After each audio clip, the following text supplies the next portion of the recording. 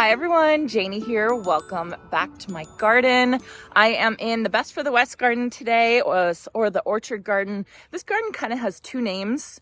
It's the orchard garden, but I'm planting all the Best for the West plants in my orchard garden. So anyway, I am up here.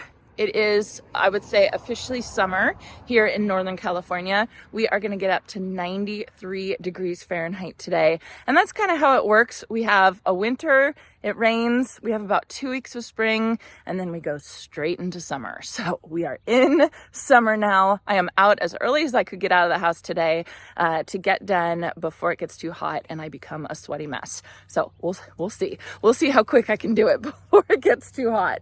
I am holding this beautiful yellow plant right here. This is called Ladybird Sunglow Calylophus.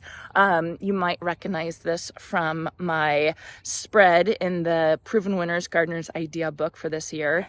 Yes, shameless plug, I'm sorry. But anyway, this plant I definitely wanted to plant in the Best for the West garden because this plant is so fantastic for hot, dry weather. It's actually a Southwest native, so it is an absolute perfect plant. Another name for this, another name for Calylophus is Texas primrose. So there you go. That should tell you what type of weather this plant likes. The reason why I grabbed this plant today is because I've noticed, and I'm sure a lot of you have noticed, that I have been planting quite a lot of purple in the Best for the West garden. I've been planting Cat's Pajamas Nepeta, Plain the Blue Salvia, alliums. I've been planting Homestead Verbena, just a lot of purple. And I don't know why I'm leaning on purple so heavily, probably because it's a cooling color. And I feel like the Best for the West garden can get feel like a hot garden. I think that's why I'm leaning on a lot of purple, but I need to counteract that. Oh, lavender, Sweet Romance lavender. So lots of purple. So I decided to consciously grab a non-purple color today, which is this Ladybird Sunglow Calylophus. So Calylophus gets about 8 inches tall, but the big thing about this plant is that it spreads. It can spread up to 20 inches wide. You can plant it in the ground if you have good drainage. Otherwise, you can plant it in a container that obviously has good drainage. I have only ever planted it in the ground and it's been perfectly fine. Here's the funny thing is Proven Winners recommends not fertilizing this plant that much. And so all my other annuals, I fertilize with the water-soluble fertilizer once a week. And they said, don't fertilize this one. And so for a while, I wasn't fertilizing Calylophus. And it was like, okay, it was blooming a little bit.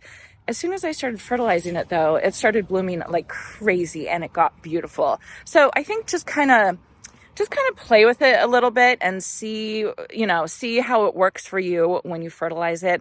I think that I have to water my plants so often that the nutrients drain out of the soil very, very quickly. So it benefits from a weekly fertilizer. So I go ahead and I hit this plant with the fertilizer anyway.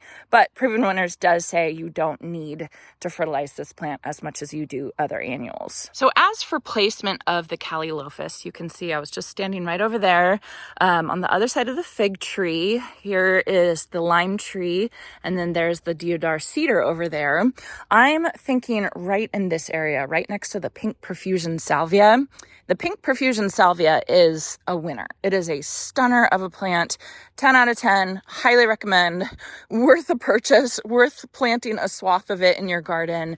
It is such a fantastic plant. So pink profusion, technically pink, but it's kind of like a magenta purpley pink.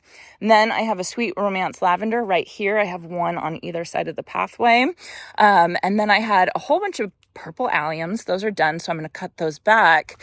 And then right here, I have a Stand By Me lavender, bush clematis. Look at how beautiful that is. That's going to get about 36 inches tall. So that's going to be another plant of purple / lavender. So you can see where I'm at with the color purple in the Best for the West garden bed, which is fine. It's beautiful, but I definitely need to add some other things in. So I think just planting this Ladybird Sunglow excuse me, Ladybird Sunglow Calylophus in kind of like a river, kind of around this way. Does that make sense if I say a river? Kind of just going through this way. I think it's going to be really, really pretty, and it's going to bring a pop of yellow, which is going to pop the purple. Like it's just what it needs in this spot. What I'm going to be using today is my smaller auger. This is the Twist and Plant from Proven Winners. The reason why this one's really good is the size of it is the perfect size to plant one of these 4-inch cans. So it basically matches perfectly, and it makes the job so incredibly easy. Then I also am going to be putting this continuous release plant food with each planting. And so what Proven Winners recommends is they recommend just putting this in each hole when you're planting the Calylophus, and that's pretty much it. If you have a really long growing season, you can reapply this if you want, but that's their recommendation for fertilizing this plant. Again, in my experience, it bloomed better when I added some water-soluble fertilizer, but I don't want to officially recommend that because that's not the right recommendation. So just so you know, this is the right recommendation, which I'm going to do that, but I'm going to cheat and I'm going to put some water soluble fertilizer on too. Did you bring me a battery? Got your battery. Thank you. I just noticed I forgot a battery. Thank you, Ben. Welcome. What are you doing today? Working on that foundation. Oh, the project? The project. We'll talk about that in tomorrow's video. We have another big project. I know. It's going to be really good though. Yeah. Okay, so I'm going to finish this up. You should work fast too because it's going to be hot today. And we're not used to it yet. It's hot. Yeah. Hey, how many Giants t-shirts do you have? Not enough. I think you've been in a Giants t-shirt every single video. Something wrong with that? No. Either a Giants t-shirt or a Giants baseball cap. Yeah. Yeah. You're representing. Good job. That should be.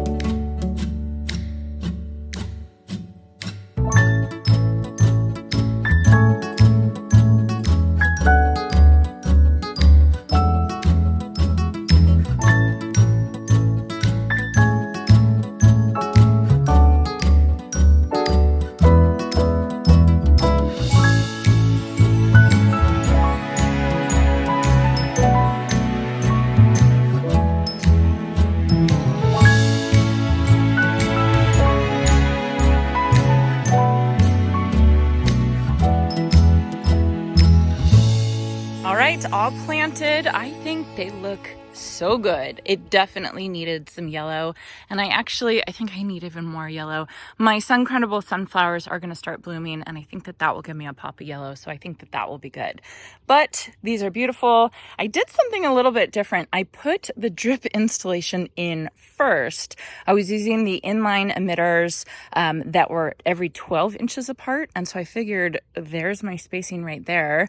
You can space these, I think you can space them between 8 and 12 inches apart. So it was perfect. So I put the emitter tubing in first, and then I just planted all around it. I don't know if that saved me any time, but at least they're hooked up to drip.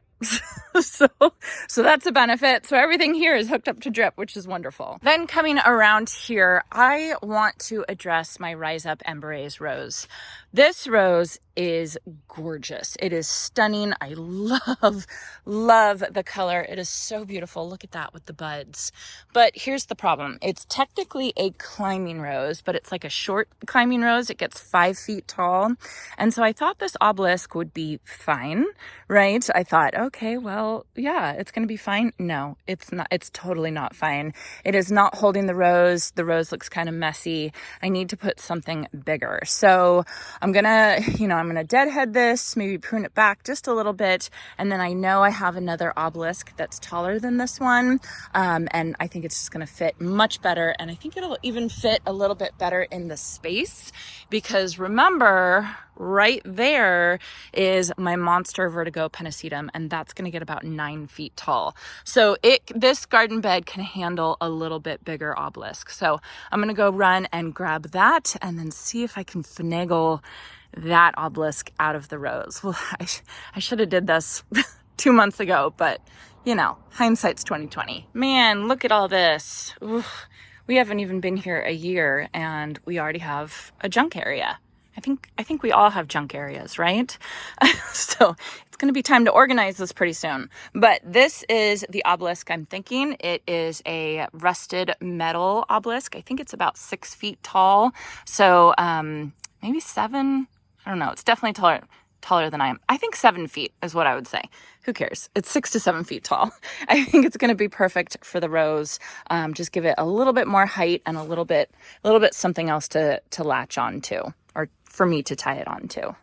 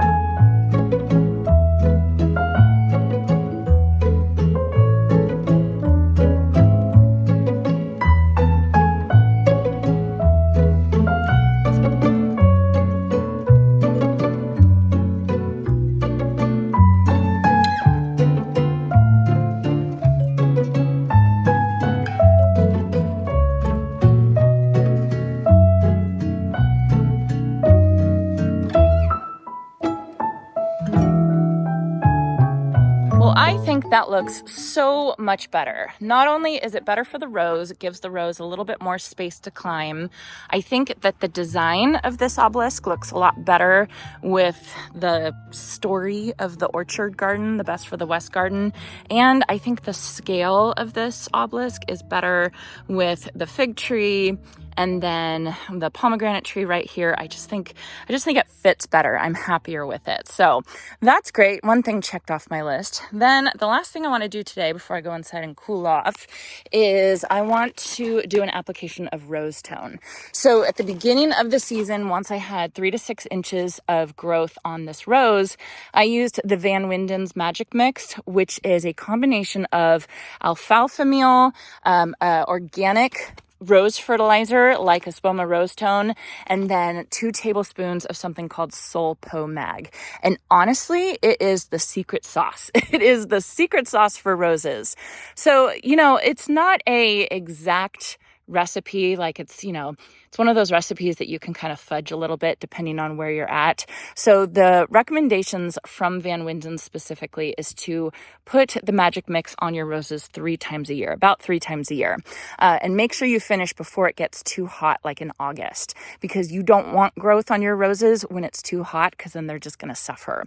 I think what I'm going to do, because I fertilize my roses more often than that, I fertilize my roses about every 4 to 6 weeks. And honestly, I really like to do it every 4 weeks, because then I just know I do it at the same time every month, and I just have it on a schedule. So I think what I'm going to do is I'm going to do 3 applications of the magic mix, but in between, I'm just going to put the rose tone. around my roses. That's my plan. We'll see how it works out. You know, we all have best laid plans and then time gets away from us and it's like, oh, I completely missed that fertilizing last month. So I'm sure that'll probably happen, but at least today I'm going to get some rose tone on this Rise Up Embereys rose.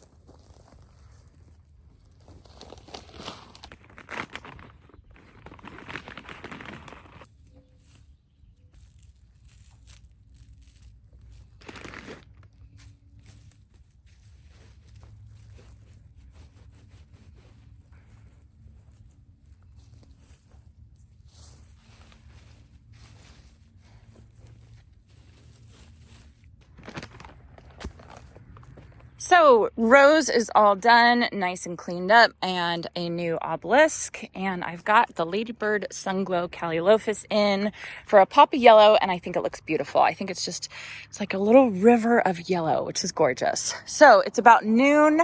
It's about, I don't know, like 83 degrees, I think is what it said.